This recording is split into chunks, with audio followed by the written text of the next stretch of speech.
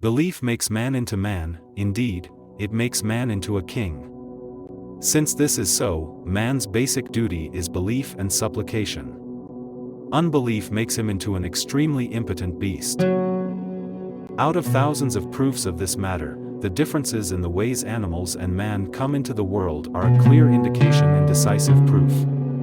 Yes, these differences show that humanity becomes humanity through belief. For when animals come into the world, they come complete in all points in accordance with their abilities as though having been perfected in another world, that is, they are sent.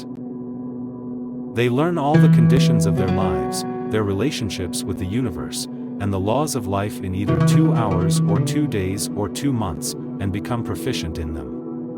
Animals like sparrows and bees acquire in 20 days the power to survive and proficiency in their actions that man only acquires in 20 years, that is, they are inspired with them. This means that the animal's fundamental duty is not to be perfected through learning and progress by acquiring knowledge, nor to seek help and offer supplications through displaying their impotence, but in accordance with their abilities to work and act. Their duty is active worship. As for man, he needs to learn everything when he comes into the world. He is ignorant, and cannot even learn completely the conditions of life in 20 years. Indeed, he needs to go on learning till the end of his life. Also, he is sent to the world in a most weak and impotent form, and can only rise to his feet in 1 or 2 years. Only in 15 years can he distinguish between harm and benefit, and with the help of mankind's experience attract things advantageous to him and avoid others that are harmful. This means that man's innate duty is to be perfected through learning and to proclaim his worship of Allah and servitude to him through supplication. That is to say, it is to know the answers of the questions, through whose compassion is my life so wisely administered in this way? Through whose generosity am I so kindly raised? Through whose graciousness am I so delicately nurtured and ministered to? It is to beseech and supplicate the provider of needs through the tongue of impotence and poverty. It is to seek from him. It is to fly to the high station of worship and servitude to Allah on the wings of impotence and poverty.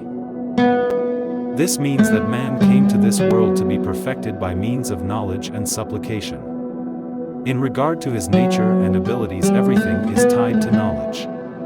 And the foundation, source, light, and spirit of all true knowledge is knowledge of Allah, and its essence and basis is belief in Allah.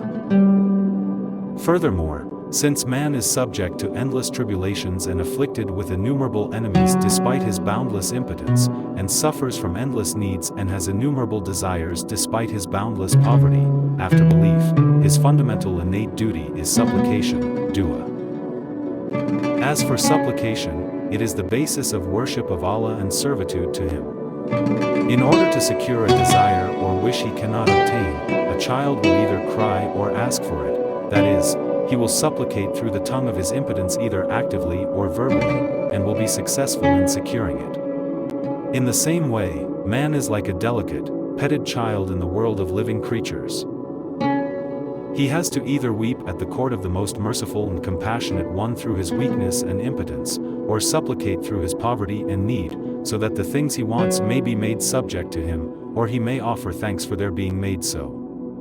Otherwise, like a silly child who creates a fuss over a fly, saying, "With my own strength I subjugate things it is not possible to subjugate, and things 1,000 times more powerful, and I make them obey me through my own ideas and measures," he displays ingratitude for the bounties. And just as this is contrary to man's innate nature, so he makes himself deserving of severe punishment.